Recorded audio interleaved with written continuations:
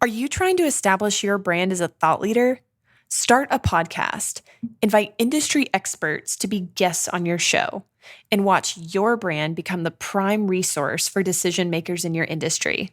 Learn more at sweetfishmedia.com. You're listening to B2B Growth, a daily podcast for B2B leaders. We've interviewed names you've probably heard before, like Gary Vaynerchuk and Simon Sinek, but you've probably never heard from the majority of our guests. That's because the bulk of our interviews aren't with professional speakers and authors. Most of our guests are in the trenches leading sales and marketing teams. They're implementing strategy. They're experimenting with tactics. They're building the fastest growing B2B companies in the world. My name is James Carberry. I'm the founder of Sweetfish Media, a podcast agency for B2B brands, and I'm also one of the co-hosts of this show.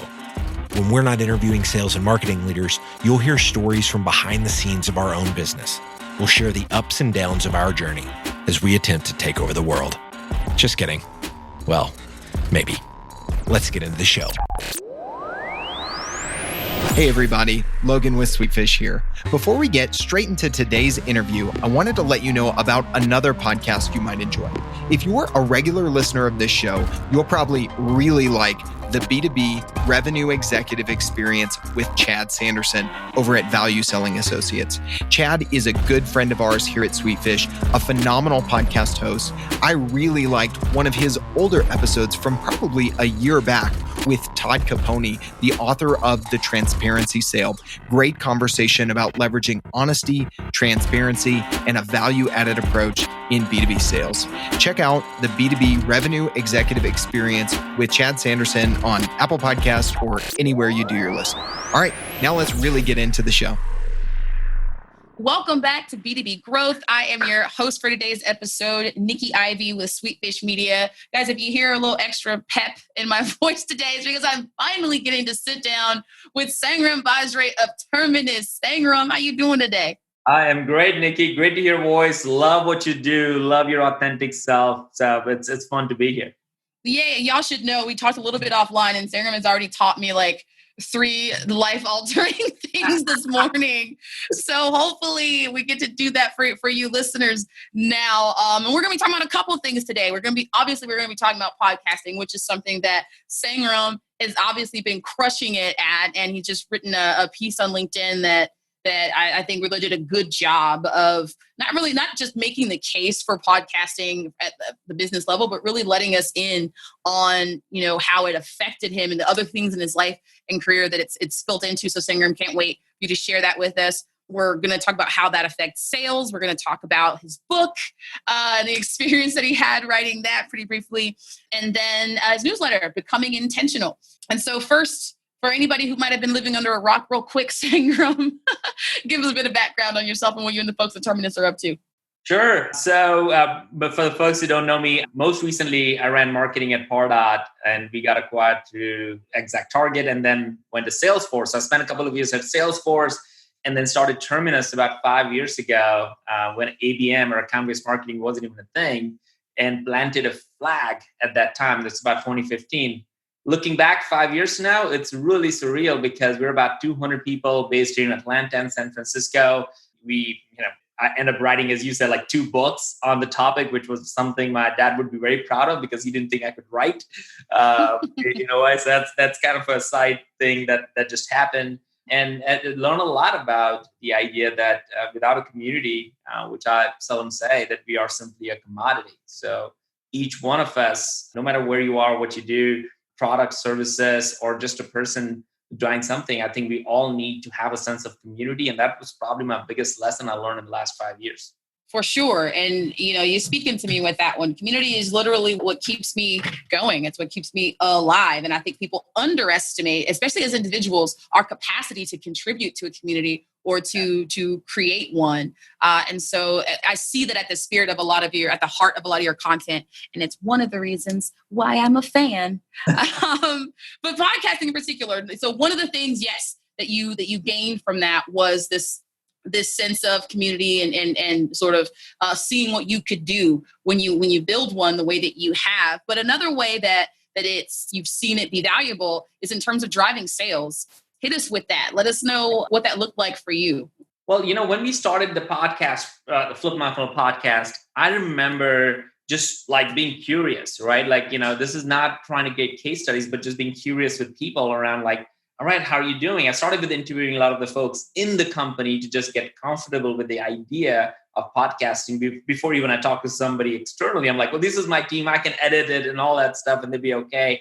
But you start learning how to talk and how to communicate and more importantly, how to listen in this whole process of podcasting. And what's incredibly amazing is that when you do the podcast, the other person who one may not have ever done a podcast before, they just open up because you're just having a conversation. And the better you get at that, the more you can get to know. So the reason I kind of think about that, podcasting actually is like a flywheel that can drive your sales is because one of the stories, or like all the stories that are in the book came from the podcast first. And I would be just curious. And one of the stories is Thomson Reuters, where Jillian Gartner said that they have 95% win rate.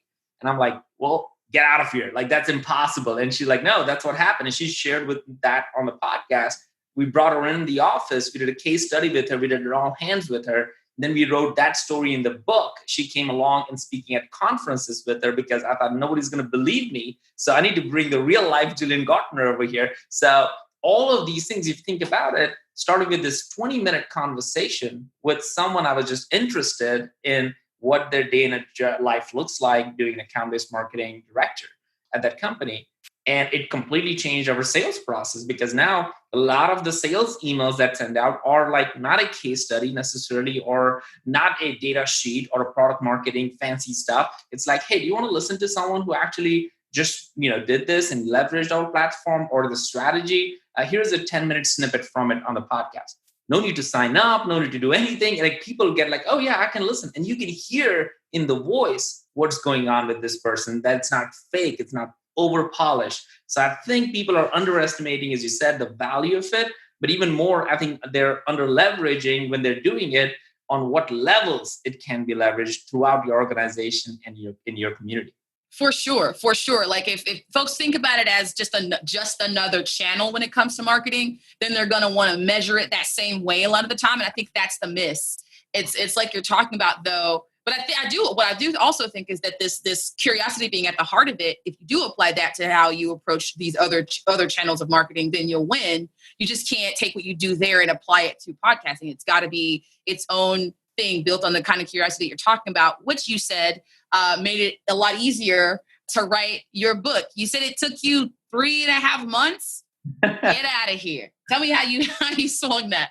Well, I mean, so by the time, we decided maybe late last year that, hey, let's write our second book, right? It's time. We've done the first book. We wrote the very first book on the idea of account-based marketing. And a lot has changed in the last 4 years. And the podcast has been there for about a year as well. So we had over 300 episodes from the podcast. We had over 100 audio recordings from all the Flip My Funnel conferences we have done. We have a new framework that we have built and seen it in action in the last 3 years called the team framework. So we almost had all the content. So the 3 months that we spent was really making sure that there's a story here. There are like the people on the podcast become stories in the book as we share. So everything was almost there. It was more about, does it flow? What do we want to talk about? What is the most important? It was more of weeding out the things that we don't want to have it in there. And we kind of galvanized the whole team to say that, all right, we're going to pick the 2 or 3 things and that's it. And we're going to not look at all the other things. And in the book, if you notice in the last 30 pages are actually episodes of the most important podcast we want people to listen because we put the content from it in the book. And the book would be like this big, right? Like if you wanted to do that. So we're tailoring it. So the reason it took only 3.5 months or even 3.5 months was to go down to the most important things about stories, about myths that we wanted to dismiss, about the framework that we wanted to make sure it's heart and center, and about the stories we want to share because we had like 20 of them and we had to come down to like 6 so that people can absorb it and do something. So a lot of people, I think, Nikki, think about book as like, well, let me just go in a mountain and then look at the mountains and write. No. I don't think about it that way. I think about it as like, we're going to write something, or I wanted to do something that is like practical, that people can use it, leverage it, and I'm living and breathing it. It's not something I want to do on a mountain, drinking coffee, watching mules or something like that. Like this is something real that I wanted to get it out. So no mule watching was involved. No, like I'm not like it's funny when people like it's been hey, it's been like 3 years I'm working on it. I'm like, I don't know if I could have done anything. I think I could have only done the book disservice and made it worse if it would have taken a year or 2 years, because everyone has opinion about marketing or books. Yeah. And we need to like have your own voice and just get it out there. Yeah. There's something to be said for not overthinking it. And as I make my way through the book, that's another one of the things that sort of shines through, right? It's so like real world. It's so direct. And yet, like, while it is based on what I would call data points, which are these conversations that you've had with other marketers, it's incredibly conversational. It's incredibly like practical, the way that the I don't even know if I want to call it advice, but the way that the insights come through in the book, as much as I've been able to get through so far. But it goes back to what you talked about as far as podcasting being under leveraged. What you just described here is the sheer volume of content that just even one episode of a podcast can create. And in that way, I absolutely agree. Yes, folks are under leveraging it because you got the content itself. And then you just talked about how that sort of informed, spilled into, basically wrote the book for you. And now I've got to believe that some of those experiences are going into one of your newest endeavors, which is the Becoming Intentional newsletter, and how you've been sort of journaling. Talk a little bit about how those experiences fed into this and what the goal is of this as it differs from those other. Well, thanks for asking that, Nikki. So LinkedIn has started this new beta program that they're like start doing newsletters so people can stay there and you can still create a longer form content. Now, even if you think about it, just that, the reason I'm in the beta program is because I've been consistently creating content on LinkedIn that led me to be in this beta program. So it's like a privilege to be in. And one of the first things I wanted to really focus on is this idea of becoming intentional around everything you do. Otherwise, I don't think, as we were talking before recording, I don't think anything really happens by accident that is great in people's life. When we see somebody success and they say they're overnight, no, it's not overnight. We all know that. It took probably 10 years of other type of grinding that led that person to be on that stage or do whatever they're doing in their life. So how do we become intentional in everything we do? So 4 years ago, I started just doing journaling. And people said journaling is really, really good. It's cathartic. It will help you think through it. And I ended up with this very simple formula that just, I think, jumped off the pages for me after a year when I look back on it. And I call it the HEART formula. I wrote it in the first LinkedIn newsletter on Becoming Intentional, which is what makes me happy? What did I embrace learning this day? What do I need to pay attention to? What's the right thing to do? And probably the most important, I know to you as well, is what am I thankful for? What am I grateful for? And that just became a simple formula of like every night, I would at least 3 to 4 nights a week, I would just write HEART and I would write one word, one sentence, maybe sometimes more, but at least I have something to start off as opposed to staring at a blank page. And what's even more interesting is 2 years ago, my son said, hey, what are you doing? And I'm like, I'm just writing my heart and something around it. He's like, hey, I want to do it. And he's like, he was 8 at that time. So he and I do that now at least 3 or 4 nights a week. And that has become the greatest bonding time for us. So I feel like if a 9-year-old could do it and if a 40-year-old could do it, anybody could do it. So I think we covered a wide gap there. Yeah, I love it. And I hadn't ever considered the idea of having a framework or a model for journaling, because you're right, it can be difficult to figure out, okay, like what part of my day do I want to, or what part of what I've learned do I even want to put down here on paper? How do I organize those thoughts? And, this is the answer, right? I think it makes it a little easy. It's little like, instead of staring, because I faced that, like I've had scribbles and all that stuff. I think it just made it a little bit easier for me to I don't want to stress out about all the stuff that I've already gone through a day. I want to relax this. And it has this incredible calming effect, knowing that I know what I want to write about because I'm kind of making bookmarking certain things throughout the day automatically. Mm-hmm. And then it has now become just a fun thing to close your day on. Is like, I did my best. I learned something. I'm grateful for what these things. Here's what I need to pay attention to that I probably just skipped on today that I need to do home or work or whatever that is. It just closes the loop for me at the end of the day. I love it so much. Consider it stolen. Listen, guys, I follow Sangram's content. I know a lot of you already do. If you don't, find him on LinkedIn. Sangram, what are other ways that folks can connect with you who are wanting to keep up with you? I think let's just keep it one, right? Like LinkedIn, just connect with me on LinkedIn. Check out the Becoming Intentional, because that's where I'm starting to put a little bit more thought and longer form. And hopefully you'll subscribe to that on LinkedIn, and that'd be fun.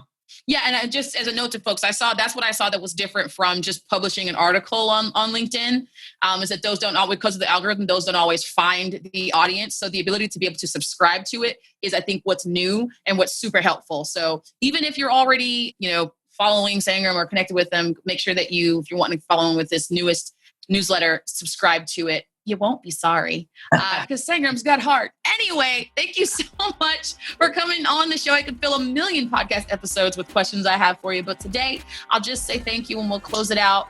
And good luck with the rest of your day. And I'm so glad that we got to finally do this today, Sangram. Thank you, Nikki. You're an amazing person. Thank you. Have a good one. You too. Hey everybody, Logan with Sweetfish here.